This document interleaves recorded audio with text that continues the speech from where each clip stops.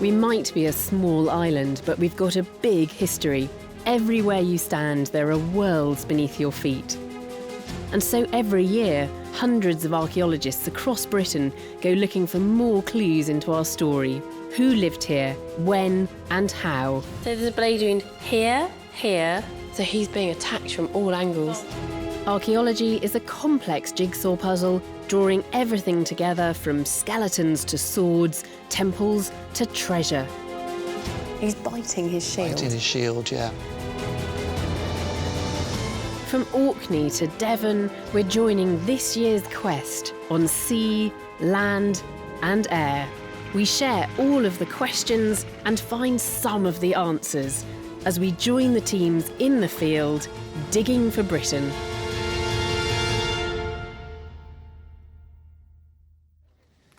We know that the Romans invaded and occupied our land for nearly 4 centuries, covering it with roads and cities. But this year, archaeologists are uncovering surprising new evidence which challenges our preconceptions and offers us a fresh perspective on Roman Britain, revealing a vanished landscape. Even today, astonishing finds are still emerging from the soil, bringing us face to face with the people of Britannia. A newly discovered town in rural Devon turns history on its head. The mystery of the 97 dead babies thickens. And the Roman god buried for 1,700 years beneath a fort. The Roman military occupation probably began on the southeast corner of England, where the Romans are thought to have first landed. In the story of Roman Britain, the mighty legions are famed, while its fleet, the Classis Britannica, is practically unknown. For nearly 4 centuries, though, hundreds of wooden ships, all long vanished, patrolled the channel. But I'm on my way to a dig that I'm hoping will take me straight to the control room of Britain's first major navy, bringing me closer to the man who ruled Britannia's waves. There's been a suggestion of a connection between the Roman Navy and a very particular site up here on the cliffs at Folkestone. So this year, archaeologists are excavating that site, hoping to uncover new evidence and test that possible connection. On the edge of these cliffs, volunteers are helping to unearth a magnificent Roman villa in Folkestone, Kent. First discovered in 1923, the site was reopened last year. Those digging know they are probably close to the spot where the Romans first landed in Britain under Emperor Claudius in 43 AD. The excavation of this villa on the edge of Folkestone is being directed by professional archaeologists, but depends on an army of local volunteers who are all passionate about the history of their area. And this site occupies such an amazing place with a spectacular view looking out over the channel. Its location and the size of this villa makes archaeologists think it belonged to somebody important. I'm meeting Andrew Richardson, site supervisor since it reopened last year. The building itself looks, this looks almost palatial in its Well, this is only a small construction. part of it. This is one wing of 2 wings projecting from the front of a long rectangular building. You've got further blocks beyond the fence over there, and a third block which would have been a bath block, and quite a lot of that has actually gone over the cliff, has been lost to erosion. The extraordinary size and prime location suggest that the inhabitant was well connected. So what sort of person would have lived in a villa like this with its own bathhouse? Obviously somebody, or either an individual or a family of immense wealth and power. Somebody who's come from the empire said, I like this spot and I'm going to build myself a proper Roman residence. But something more concrete is needed to pinpoint the individual's actual identity. Dozens of trademarked roof tiles have come up from the soil, linking the former inhabitant to the Roman Navy. the Classis Britannica.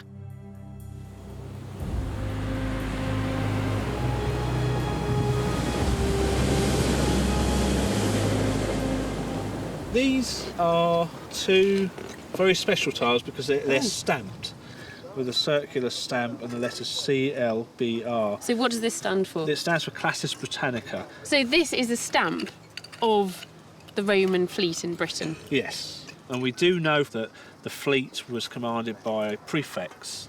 So this position, the prefect of Classis Britannicae, that's kind of equivalent to an admiral. Equivalent to an admiral, yeah, and perhaps commanding 30 ships and several thousand men. Probably its primary role was transport for the army, but it certainly also had a role in both patrolling the seas and also exploration, establishing just how big this island the Romans had come to was. In the island of Britannia, whoever commanded the sea controlled the land. 7 possible Roman fortified harbours cluster around the Kent Peninsula, with Folkestone in the centre, facing Boulogne. The quantity of the tiles found here and the villa's geographical position raises the tantalising possibility that this villa once housed the commander of the fleet. One suggestion is it's the admiral's, the prefect's house. It looks straight out to Boulogne, which is the headquarters of their main fleet base, a large fort.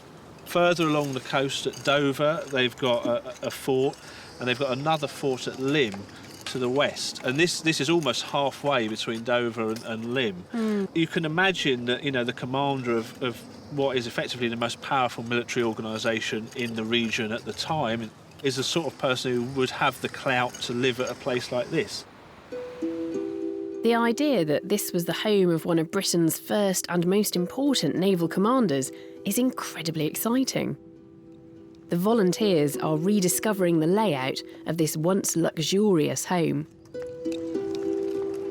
It is amazing just to touch a piece of archaeology, something that you know that you're the first person that has touched it in 2,000 years or more.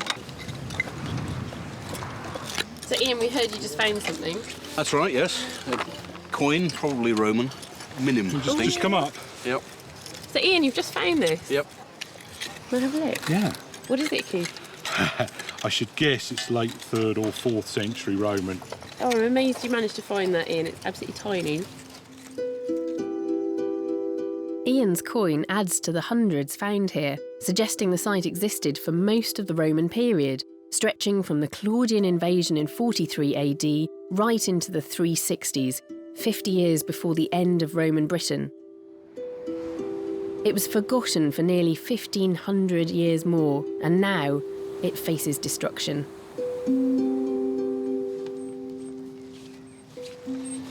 There is a particular sense of urgency to the excavations here at Folkestone because this villa is slowly but surely slipping down the cliffs into the sea. The bathhouse has already disappeared. And this is partly why so many local people have volunteered here, because they know that it will soon be too late. Project director Leslie Hardy knows that this is, in every sense, archaeology on the edge. This really is a rescue excavation, isn't it? Because this villa is under threat. Yes, you can see this is a photograph that was taken in 1924, and here what we've done is we've superimposed a line which shows the current cliff edge, and you can see how much has already been lost. So it looks like part of the Roman buildings have actually been lost. Which area is this? Okay, this is the bathhouse area of that block, and it's gone. It's largely gone now over the edge of the cliff. It tends to go in clumps and big bites. It's just sliding down constantly, bringing all the archaeology with it. The sea is waiting to claim this unique site. In this race against time, the archaeologists must get there first, salvaging material forgotten for 1.5 millennia, in search of more evidence that this was indeed the home of the commander of the Roman Navy. But often in archaeology, the discovery of objects is merely page 1, chapter 1 in the reappraisal of history, for the finds themselves frequently baffle us. I'm travelling towards Buckinghamshire, where last year we discovered a truly shocking mystery. The bones of 97 babies, which had been buried beneath a Roman villa called Euden, just outside the village of Hambledon. There's something very strange going on there, isn't there? 97 babies in one rural site, all about the same age. Horrifying conclusions were unavoidable. What we're dealing with is infants that died around time of birth, and that made us think that perhaps these individuals were being deliberately killed. But why? The only explanation you keep coming back to is it's got to have been a brothel. The case of the 97 dead babies at Euden Roman Villa was, I think, the most disturbing story that we covered last year. And it caught the imagination of people not just in Britain, but around the world. It really is a mystery. Were those babies murdered? And if so, why? Well, when I looked at the bones more closely when we'd finished filming, I noticed what I thought was probably a cut mark on one of them. So it all sounds even more sinister, and I had to investigate further. I asked two other experts in human bones, Simon Mays and Kate Robson-Brown, to help me find out if those cut marks were ancient or if they could have been made by an archaeologist's trowel. What do you think of those, Kate? You can't quite tell how deep they go. So can we look at these underneath the light microscope just to see what those cuts look like? I think that would help. Have a look and see if there's any sediment in them. If these cuts have got sediment in them, then that suggests that they're genuine old Roman cuts.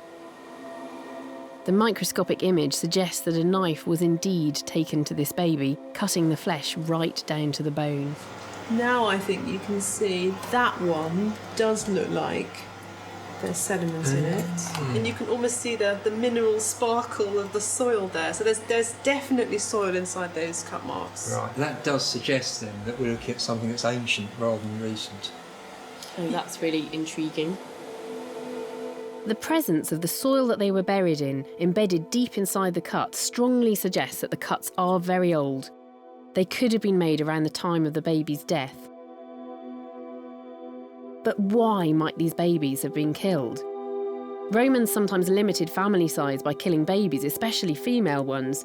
The appearance of these bones can't tell us if the babies were male or female, but their DNA can. Wrapped up to prevent contamination, Kerry Brown, an expert in ancient human DNA, chose 10 of the skeletons. But extracting ancient DNA is a painstaking task. The results, however, are clear. 5 girls and 5 boys. It's only a tiny sample, but now we know it wasn't just female infanticide.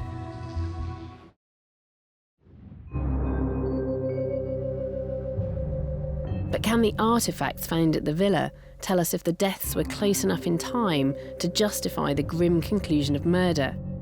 I met the archaeologist Jill Ayres to find out when the objects were produced. We were absolutely blessed with a wealth, about 34 kilograms of material that is very datable. Just as an example, that little vessel is a cup. I've got Crobiceau.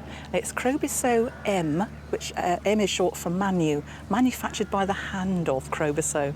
So this is a potter between 135 and 180. So I can say absolutely the babies we have the dates for are 150 to 200 AD. So many infant deaths over just 50 years in one rural site. It seems too many to be the result of natural causes. It points to foul play. Now, when I spoke to you about this last year, you suggested the idea of a brothel as a potential explanation for a lot of unwanted children. Where are you now with your brothel theory? Do you think that this is the most likely explanation? Well, to tell you the truth, I didn't want to favour it.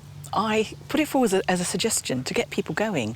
Now studying all the artefacts, all the data, every alternative for natural explanations that I can think of, I'm back with the brothel. First of all, we've got a lot of females on site, as shown by female artefacts. So are these some of the female artefacts? I've just brought a couple of little things just to show you. Beautiful little hairpins, beautiful carved items, a whole range of these on site. Jill has further evidence that she believes may bolster her theory that this was a brothel, a fragment of pornographic pottery. Oh, that is quite naughty. I can see what they're doing. So there's one person standing here, there's another person standing behind them, and something unmentionable is going on just there. So, a suggestive clue. But where would the customers have come from? Hambledon is in the middle of nowhere. That was my biggest problem when I tentatively suggested it, because where are the clientele coming from? It's a rural location. Then we discovered some of the trackways that lead from the river, the major arterial route in the Roman world. We've got a track leading from the river right past Uden and goes directly to Dorchester. Jill also believes that there might once have been a ford near Uden Villa. Divers have told her that the Thames is unusually shallow here. I'm going to see for myself.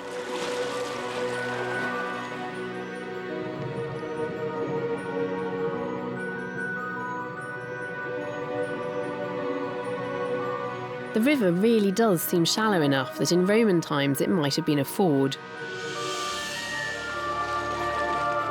Perhaps passing trade had to unload here and then turn to Uden brothel for some refreshment.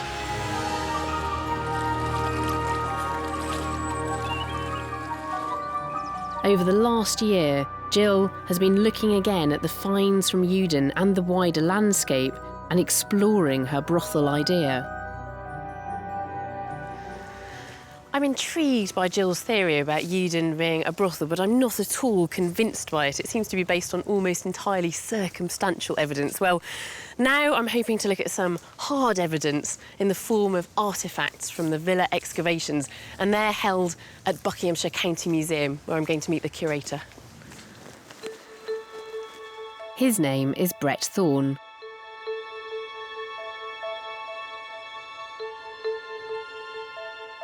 Brett, what do you think of Jill's theory about the villa being a brothel? I'm not convinced, I have to say. It's too far from any major population centres. What we have here are some objects from the excavation. These finely crafted objects suggest something other than the cold-blooded murder of babies, a far more benign explanation. One that's been suggested involves the cult of the mother goddess. There are, from thousands of objects on the site, 3 which relate to the mother goddess cult, potentially. A beautiful piece of pottery bears signs of this cult. This is wonderful. This is a mortarium.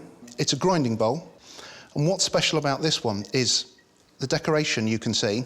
It's got peacocks on it. Exactly. So the peacock is the symbol of Juno, a Roman goddess who is involved with childbirth. Well, the top Roman goddess. Exactly, the queen of the gods. Yeah. There's more evidence as well. A scarab beetle evoking the Egyptian mother goddess Isis, and an intriguing sherd of pottery. This one is a favourite, and it's only a tiny fragment of a statuette. What you've got here is an arm holding a baby. I can see the little baby there in the crook of her arm. Yeah, and this is the side of a chair. It's a woman holding usually a baby on each breast, nursing. Yeah. And this is called the Dea Nutrix, the nursing goddess. It looks almost like a Madonna and child, you know, this is like iconography which happens in Christian times. Exactly, it's the mother and child, it's an eternal symbol, isn't it? So you have a Roman mother cult, you have a Gallic or Celtic mother cult, and then you have this carved stone scarab beetle. Isis is the Egyptian mother goddess. Yeah. If you've got a cult of the mother goddess there, then it could be somewhere to go for protection, for help during times of birth. So perhaps women used Uden Villa as a birth centre, with a doctor present. Could this explain those cut marks I saw on one of the baby's bones? One of the possible explanations for this that Simon Mays and I discussed was that they might have been cut marks that were made during an embryotomy in order to save the mother's life. If this was a dead baby, then that could be an explanation. So maybe there was something going on in terms of obstetrics at Somebody Uden who Villa. at least was trying to help, be it the priestesses of the cult or the local midwives or whoever, but if you've got women regularly coming to give birth, somebody's going to know what to do. If women from the region did come to Uden to give birth, the large number of infant deaths could be explained without citing murder. Yet, the evidence for Brett's idea is no less circumstantial than Jill's. So what we've got here at Uden is an infant cemetery with ages at death that strongly suggest infanticide. But are we looking at something which is simply an extreme of what was normal for Roman society, because we know that the Romans did practice infanticide? Or is there something else going on here to explain all of those dead babies? Could this have been a birthing centre or a brothel? Well, the evidence as it stands is, I think, inconclusive. I'm going to sit on the fence on this one and wait for more evidence to come to light. So at the moment, Uden remains a bit of a mystery.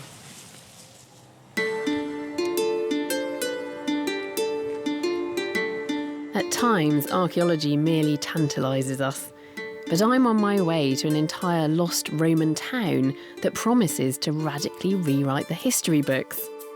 It lies beyond a supposed boundary of Roman rule, Exeter, in an area where mighty legions once feared to tread. Or did they?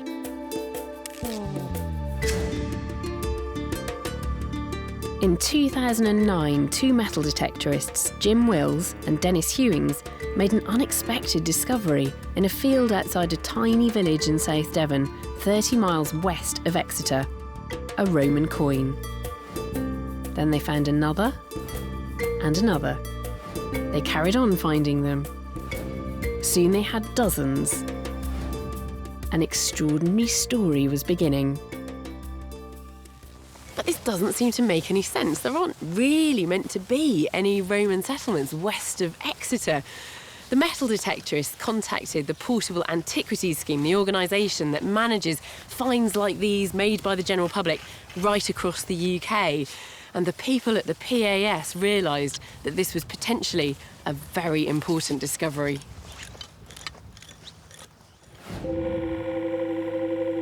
This March, Danielle Wooten, Devon's PAS officer, began leading the excavations. Yet more coins began to appear, suggesting an astonishing story. This was probably a missing Roman town in a region they were never supposed to have settled. Danielle took me to the top of the hill to look over the fields, where an entire town lies waiting to be unearthed. This large field here is a field that we can see over there with the trench in. That's where we've put one of the trenches. There's features in all these fields. We've got 13 fields worth of features. And that's over a huge area over then? A massive area, absolutely. What has been discovered of this town already covers many acres of land, and there may be more. Danielle knows that these now tranquil fields were once bustling with life. What an amazing sight. You know, sights like this always astound me, because what you're looking at now is just a rural landscape with lots of fields. And now that's the amazing thing. I mean, it's very, very quiet and rural now. But what we've got to try and imagine actually are houses, round houses, set within enclosures, little paddocks where there's perhaps horses, cows, sheep, children running around playing games, smoke coming up from the roofs of the houses. Just amazing to look out on this landscape and just imagine that life here 2,000 years ago.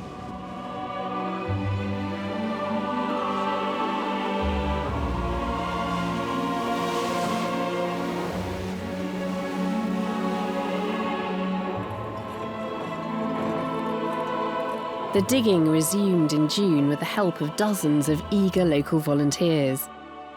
Hundreds of objects, rare pieces of pottery and scores of coins started to come up out of the ground. We've got a large selection of coins. Our earliest coin is a Roman Republican coin. It's the coin of Achilles, which dates back to 49 BC. Oh, right. So this is...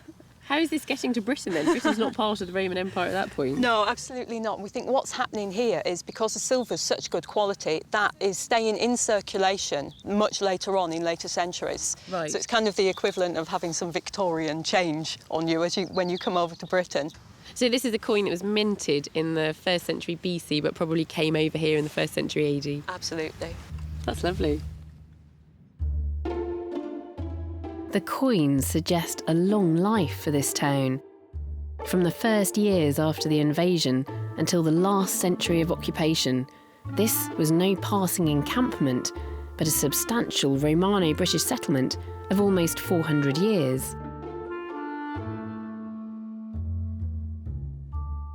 These discoveries are building a picture of a thriving town, but in an area always thought too dangerous to occupy. And the clincher is the discovery of a Roman road connecting the town to the wider world. Well, Danielle, this is very exciting. Did you expect to find this? This is something that came up as a result of doing the geophysics. We could see that there was something traipsing along through the site, through the settlement, and what you can see here is a section of it. So we're actually standing on top of a 2,000-year-old road here. So from the orientation of this road, where do you think it goes from and to? I suspect part of it is going to Exeter, probably heading out towards the coast. So perhaps we've got some kind of trade route here.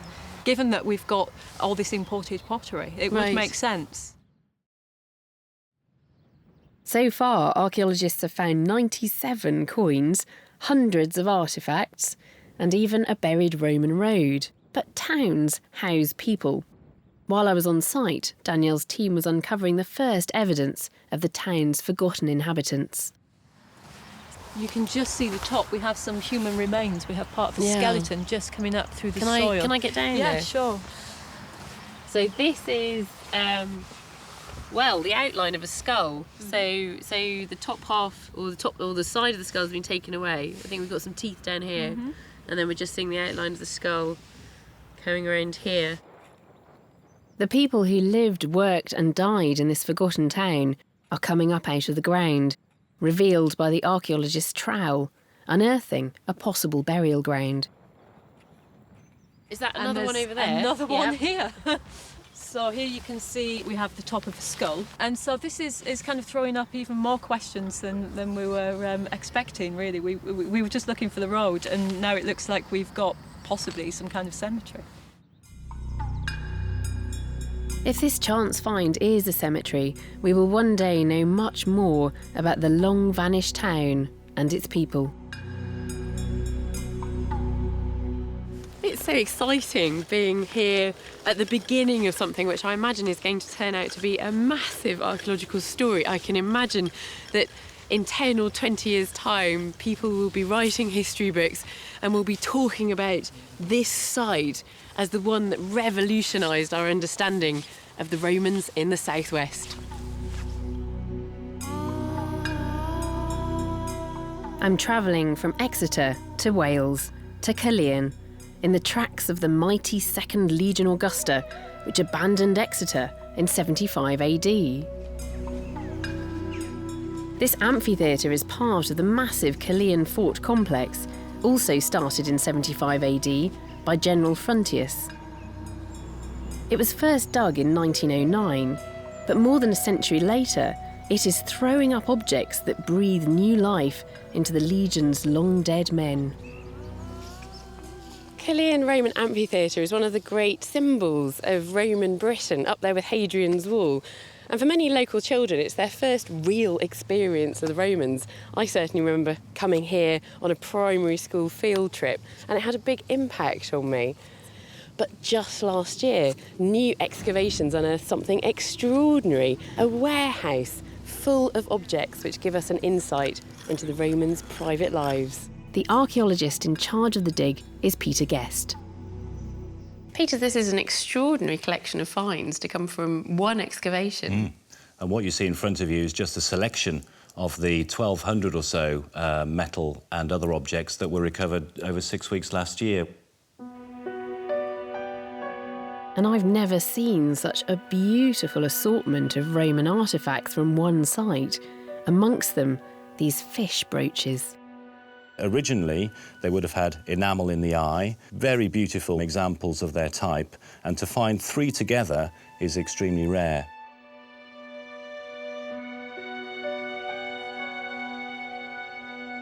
These exquisite brooches probably once belonged to long-dead legionnaires and their wives. So too did this head of the goddess Minerva. And then this extremely nice fitting, which is you can see the lion's head there. He's fantastic. What would that bronze. have been? That would have been part of a piece of furniture then? Probably part of a piece of furniture. You can see the iron tang that would have gone into the side of a wooden object. This lovely lion's head was perhaps intended for a funerary casket, breaking before it could be used and ending up in the warehouse instead, with everything else. It seems like such a motley collection of objects. It's almost like a junk shop.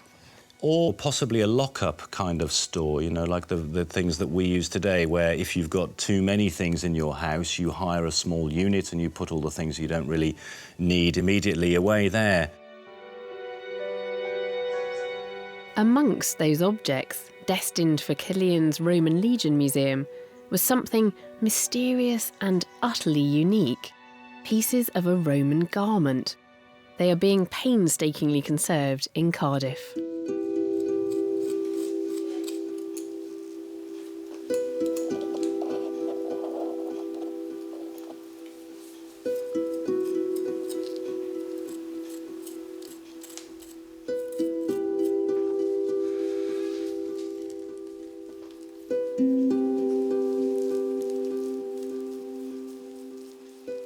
Penny, what have you got here? Well, this is one of the lumps that we actually excavated from Killian, and basically it came to me like this. We had to sort of wrap it up carefully so it could be transported, but when the top was taken off, we seem to have this extremely interesting sort of fish scale effect, which has been created through very tiny sort of flat-headed pins. I mean, it almost looks like sequins, doesn't it? Yes, they are, and they've been laid on top of each other in such a way to move and create a sort of shimmering effect. Penny thinks she has a garment here, unlike anything previously discovered. So this is unique. There's nothing like it across the whole of the known Roman Empire. I've never seen anything like this before, and as far as I know, the curators are not aware of anything like this before from the Roman Empire. Is it some kind of armour? Possibly part of it, a decorative part of it. Another piece of this garment provides one more clue to the owner's identity, suggesting this could indeed have been armour. There was another... That's got a little face on it. Yeah. So this was part of it? That was, and it's got a solid head of Mithras attached. So this is quite an extraordinary garment. I mean, it would have been wonderful with the fish scales glimmering, and then you've also got these little details, like the head of Mithras. And he is a god, I think. He's particularly associated with the Roman army. Very much, yes. This tiny little head brings me closer to the person who once wore this garment, to the soldiers from every corner of the empire who came to Killian Fort and adopted the weird male-only warrior cult of Mithras, bathing themselves in bull's blood.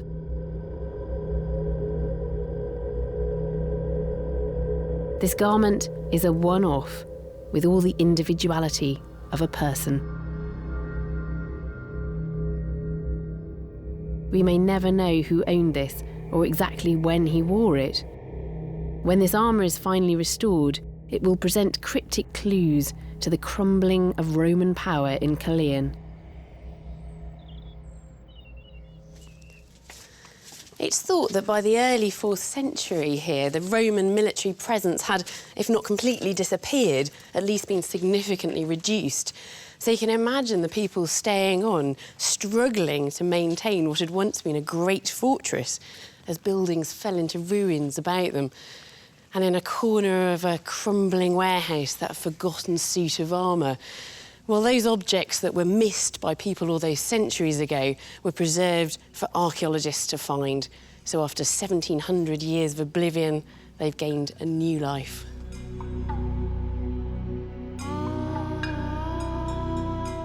The once glittering armour, adorned with the head of the warrior god Mithras, brings us face to face with the Roman soldiers of Killian and how they worshipped.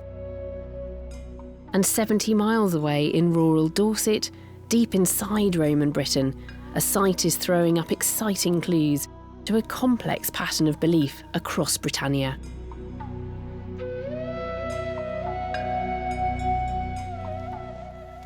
most people know that the Romans were capable of religious intolerance, doing things like throwing Christians to the lions, for instance. But returning to Bear Regis, a site I visited last year, they're now finding evidence that life here was much more harmonious and even curiously modern.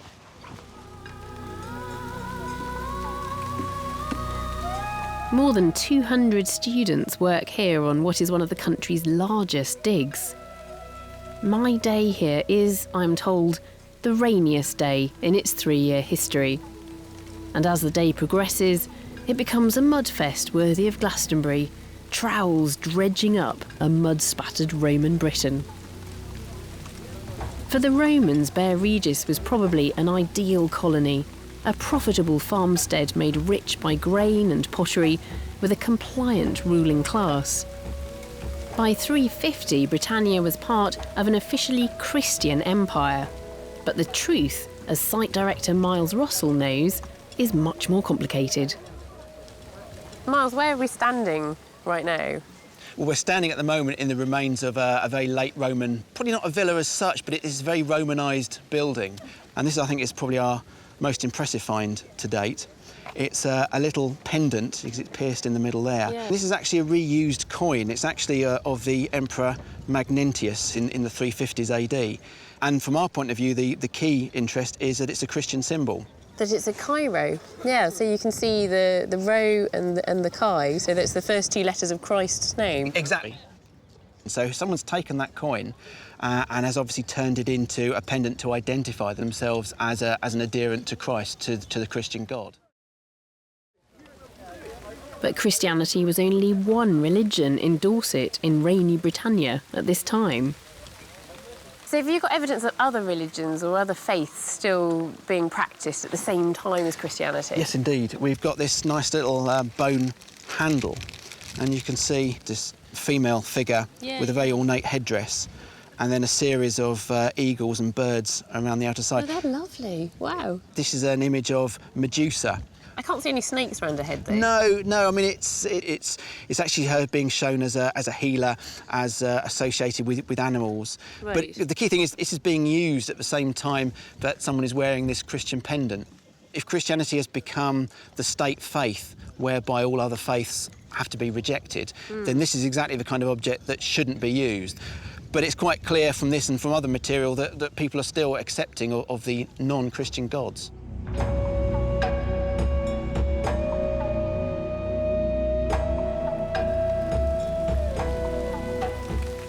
It's interesting that towards the end of the Roman period on this site, we're seeing a spirit of religious tolerance with different faiths being practised alongside each other. And in fact, there's a similar story right at the beginning of the Roman period. We don't see an abrupt transition from one lifestyle and set of rituals to another. And we're seeing that very clearly from the burial practices on this site.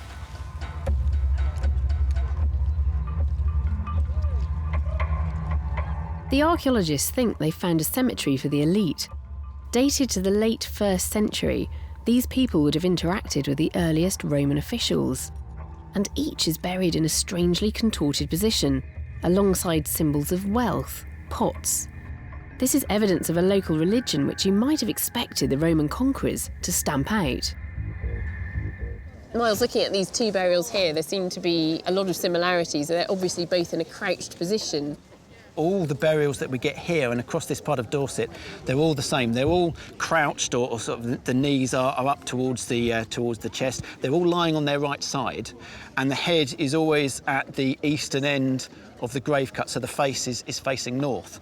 And I think these burials show that the impact of Rome wasn't that extreme to begin with, that people are still carrying on their practices, they're still worshipping their gods. And in terms of these particular burials that we're looking at just here, do you think these are the elite that we're looking at?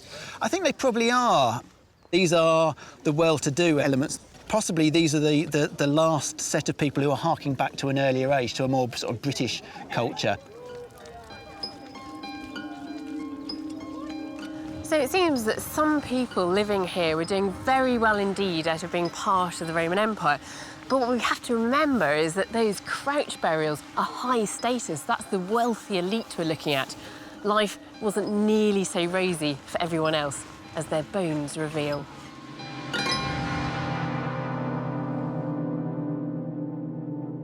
Dozens of other skeletons from the dig have been brought to the mobile unit on site, where bone expert Martin Smith is examining them for telltale signs of their lives and deaths. Martin, we've got some clues about what was going on with this population as they became part of the Roman world, but what do their bones tell us? Yeah, this individual has a few things going on here. This is someone who is sort of moving into later adolescence, as far as we can tell from looking at their bones. We've seen in some individuals' teeth these horizontal lines running across the teeth, and what these are showing up is episodes of arrested development when this person was very young. So the enamel stopped developing and then restarted again. And so these are telling us about specific episodes of either severe illness or of malnourishment. The long bones seem to support this dark picture of widespread starvation, of lives blighted by poverty. This is from a child aged about 9 or 10. If we look here, this is an X-ray of that one there. Of this actual bone? Absolutely. Yeah. So that's an X-ray of the tibia. And I can see the problem there immediately. I can see these tide lines in it. Each of these little lines, similar to what we were seeing in the teeth, each of these represent a specific episode of arrested growth in that individual. So this person was either severely ill or really quite badly malnourished. So would you say that there was an unusual level of physiological stress in this population during Roman times? That's a good question. And it may be the case that the people who are owning the villa may have been doing very well for themselves, but the people who are actually working on the land, who possibly may actually have been slaves, may not have had the same kind of access to resources and the same kind of access to interesting diets and so on. Martin's examination of these young people's bones provides us with a stark reminder of a brutal world, a world that only archaeology can recapture.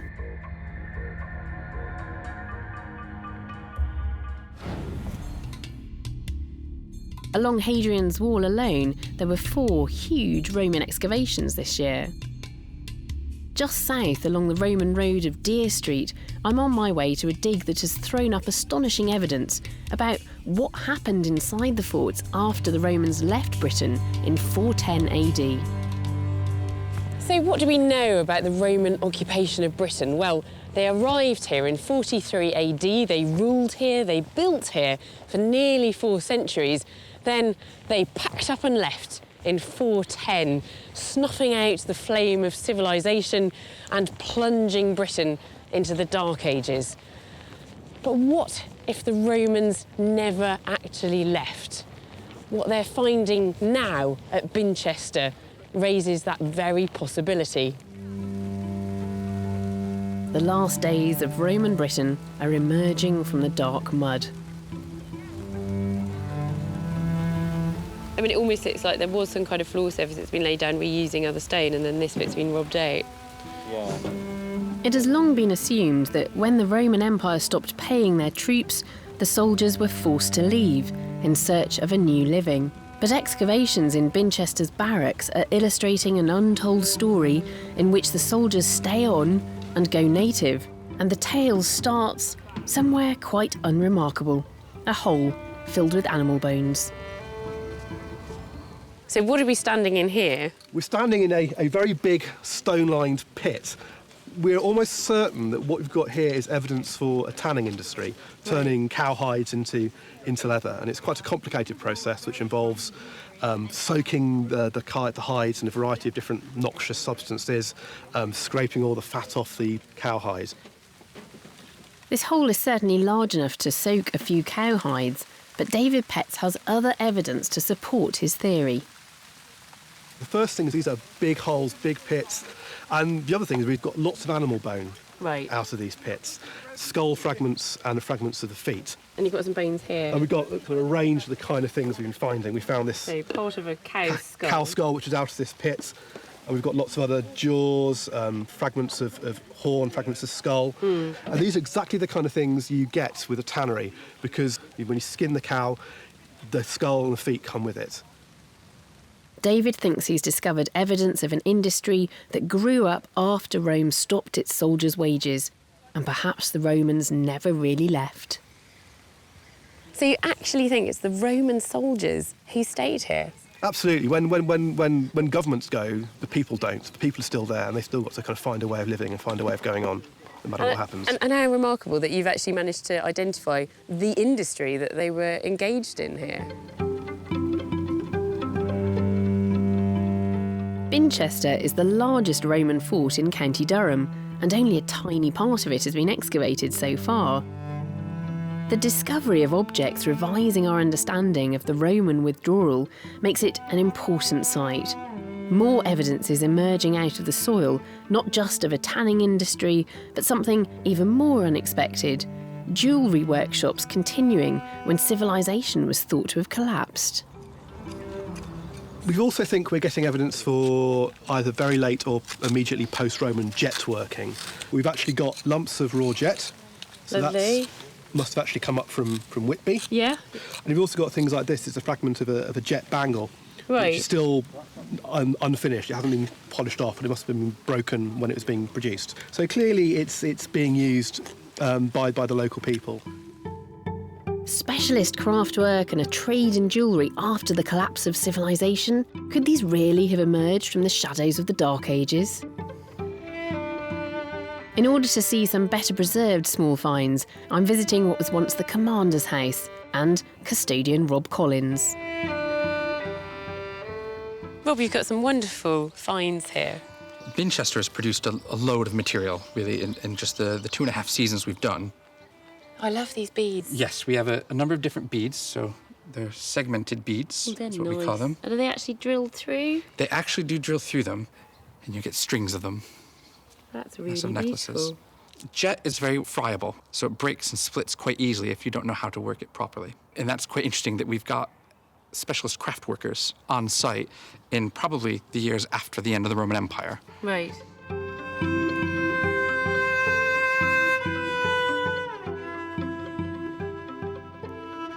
Some of this jewellery looks significantly more Roman than others.